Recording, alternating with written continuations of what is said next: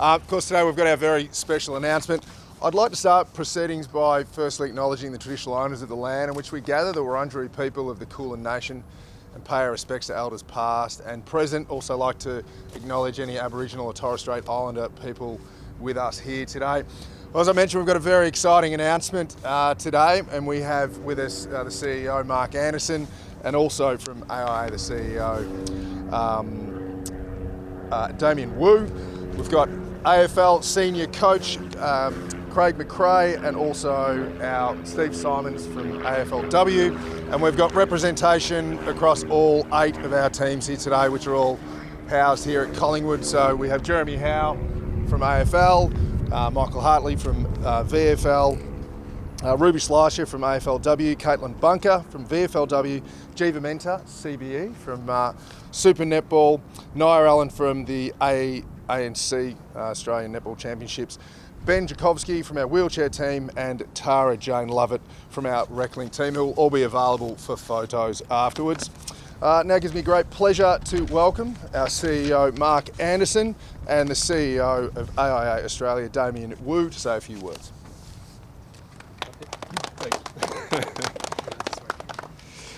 Welcome. As we stand here, this is an amazing precinct. It's a world-class precinct that as you look around our environment, it's very much evident. And as we value our home, this is a world-class home. And we need to invest in that, and we're delighted today to announce that AIA is a new naming rights partner of our home. The home that we share, and we share with 8 of our teams that are represented today, is an amazing modern sporting organisation that's represented by each of our 8 teams that are here today. Elite men's teams, elite women's teams, and our wheelchair team and our Recklink team. It is a view of modern Collingwood. But as we know, we need to invest constantly to ensure that we do remain a world-class precinct and we retain our world-class home. And with that in mind, we're investing $15 million to ensure that we stay world's best at Collingwood in terms of what we provide to our athletes and to our members and fans beyond as well. And there is no better alignment with that partnership to announce that AIA is the new naming rights partner of our centre. AIA are a leading health insurance provider within Australia and globally, and part of their real ethos is ensuring that early detection and prevention activities are the benchmark of what they offer as an organisation. And that is perfectly aligned with where Collingwood is going as an organisation, not only providing elite facilities for our athletes here and ensuring that we provide them with the very best from a sporting perspective, but also that we provide them with the very best from a whole of person perspective as well. And as we embark on our $15 million redevelopment, that is going to be part of our health and wellness facility and services that we're providing to the general public and to Magpie members and fans, ensuring that we provide the expertise that we have in servicing our elite teams to the general public, and having AIA as a health partner with us in that is a perfect alignment. So I thank Damien Wu as CEO at AIA. I welcome them. They've been on board with us since 2020 in sponsorship of our women's teams, which has been great. But for them to elevate themselves as a premium partner with us and the naming rights of our centre in this world-class precinct is really exciting. I want to thank Damien and welcome him to say a few words. Thanks, Damien. Thanks, Mark. Great.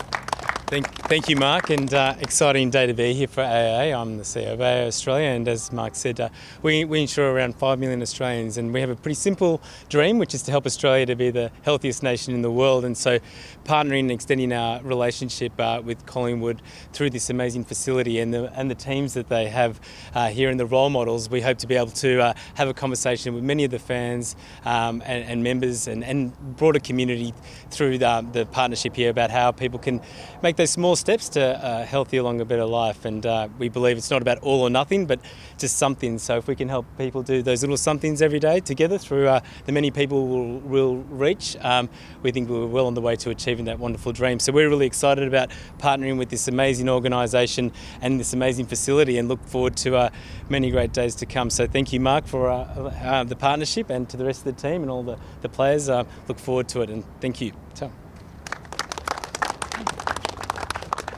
Thank you, Damien. We'll open up the floor for some questions. But so, Damien, I've just got a quick question for you. Come forward. Obviously, you're already involved with Collingwood. Yes. What encouraged you to expand the partnership? Oh, just the alignment of the values around what we're trying to do, which is really about not just making sure that the players and the teams are right, but healthy and well, but also the broader community and the members and the fans. And this whole facility is about a health and wellness facility to really make sure that the players are up and ready to go, but then also members and fans can get a part of it and get those messages out there for the all or something. But that's something they can do as well. So yeah. And yesterday was International Women's Day. It was great timing because obviously we've got so many female athletes here at the club. Was that a big part of it for you as well? Yeah, absolutely. I mean, it's such an important day yesterday, right? I mean, equality in all walks of life is important, but in particular around gender, we need to continue to make sure we're raising the awareness and the importance of equality amongst both women and men, and making sure that, helping the women's teams getting up to the same standard that the men's have received is really important. So we want to get behind that, promote that. And, I was out there a couple of weeks ago with the kids and we just love it. The role models that are coming through to give all girls and women across the country hope that they can have their dreams as well. Well, we're absolutely thrilled to have you on board for the partnership, so thank you very much. Thanks, Damien. Thank you. I'm going to open the floor to some questions, but I wanted to start off quickly with Steve. Step forward, Steve. AFLW head coach Steve Simons. Now, heading into this is the third year in a row, we're heading into a final series. We've come off the back of a couple of really impressive games against, we got the win against the Western Bulldogs, really close game against Adelaide. You nearly got one on your old turf. You must be thrilled with the way the girls are playing, and we get the win this weekend and we're guaranteed a finals. Yeah, look, we obviously aren't there yet. We still aren't officially across the line in the final series, but we're looking forward to putting our best foot forward this weekend against the Tigers, who are a bit of rivalry over the years, so we're really looking forward to creating that history there as well. I think it was 30 odd years, I think I read the other day, since they've last played at Vic Park, so it's going to be a special moment when we play them. We look forward to that game, and hopefully we continue the form that we're starting to build towards the back end of the season, carry it through, and hopefully we get the final series and have a crack. All right, good luck. We can't wait to see what the rest of the season has in store. Stick around because some of these guys might have a question for you. And Fly, if you could step forward as well. Yeah. Heading into round one, your first year as Collingwood senior coach, tell us how you're feeling and what are you expecting from the team? Very excited, yeah. It's good to be here and a great day for the footy club. A new era, if you like, in terms of new facilities being built inside. And we thank you very much for the partnership and look forward to working well with you. So, I'm very excited. Yeah. Any questions? Gentlemen, I'll open up the floor. I'll leave it to you and Steve. Fly, go for it. Craig, the topical one, I guess, overnight is the Brad Maynard decision. What did you make of that? Yeah, we thought there was an opportunity to challenge the careless nature of the incident. Clearly we're going to support our players best we can. We went there with what we thought was a good case, and now we deal with the consequences. We move on. Does it change what you instruct your players with the way they spoil or go into contests? No, I don't think so. No, I think the game itself is so 360 degree. It's really difficult to say don't go at the football hard, but there's always going to be some form of contact in our game. I think that the players do evolve though, and naturally when there are interpretation changes within the game, you've seen over the years with a contact below the knees, players do adapt very quickly. So we'll have to adjust certain elements of it. The potential to cause injury though is a bit of a game changer, isn't it? It's pretty broad. Yeah, it is, Robin. We met with the AFL earlier in the year. Brad Scott and Andrew Dillon set the directive around this. So this was probably the first case this year to set that new agenda, if you like. I think ultimately, thinking big picture, if there's going to be less concussions and the well-being of the player is paramount, I think we'll be comfortable with that. With no Ruffy, no Charlie obviously now no Craig Maynard, how do you adjust and how short will leave you in the opening few rounds down back? Oh, we've still got some players to come back. We've got Quayno didn't play, and Jeremy Howe looks like he's going to be really close to be playing round one. So at this stage, it's not dire straits. Do you know how many debutants are going to be playing next week? Not yet. No, it's still about 10 days before round one. There's a bit to play out. We're going to play a bit of a practice game here on Friday to test a couple of those guys out that haven't played in the last couple of weeks. But we've got 4 or 5 coming back, which is exciting. You've been happy with the pre-season overall and how the team's shaping up? Yeah, I think us, like 18 other clubs, have had great pre-seasons. we put a few different agenda items in front of us, and players have pretty much executed the whole pre-season up until the last week. We've had nearly everyone complete the whole pre-season. So, in terms of getting to the start line, I think we've been in pretty good shape, and like everyone else, you're just ready to run the race now. The captain's poll came out this morning. No one picked guys to play finals. Can you prove them wrong? Well, it's hard to know, isn't it? Yeah, no, we're not in a prediction game, and I'll get together maybe in about 15, 16 rounds, and we'll have a chat then. It's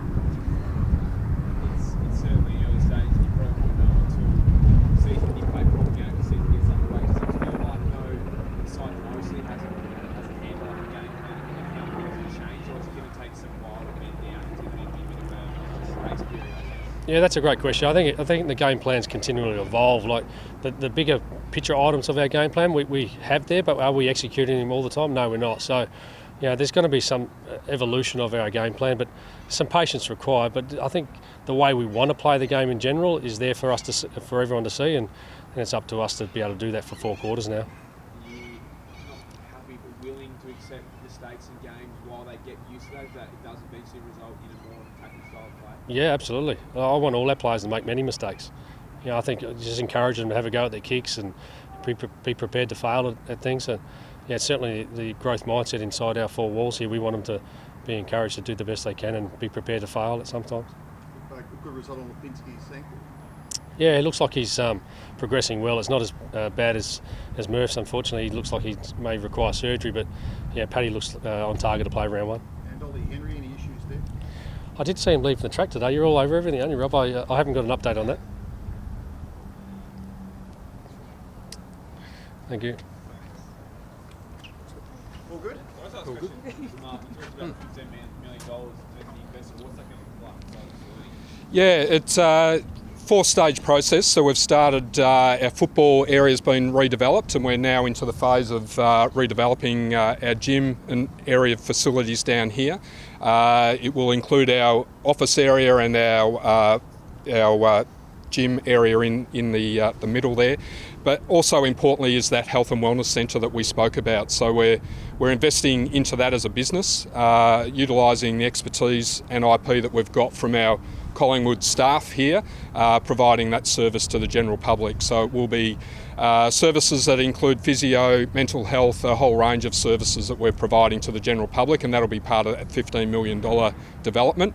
But that's incorporating and very much focused on our players first and foremost in that first phase, and then opening up those facilities to the general public towards the end of the project. I think we saw yesterday that the workers that were going outside yesterday actually interrupted the tribunal hearing. That's a once-off. Well, hopefully tribunals are a once-off, so hopefully we won't do that again. But yeah, it is something that we're managing, and I think one of the things that we've done really well is the reason we put football first was ensuring that we did that over the Christmas period, and so that the guys could come back and move into that. And we're staggering that as we move forward, and it'll take about just over 12 months to complete. But we're managing all of that within what is great, the managing and making sure we don't compromise our elite teams across the 12 months.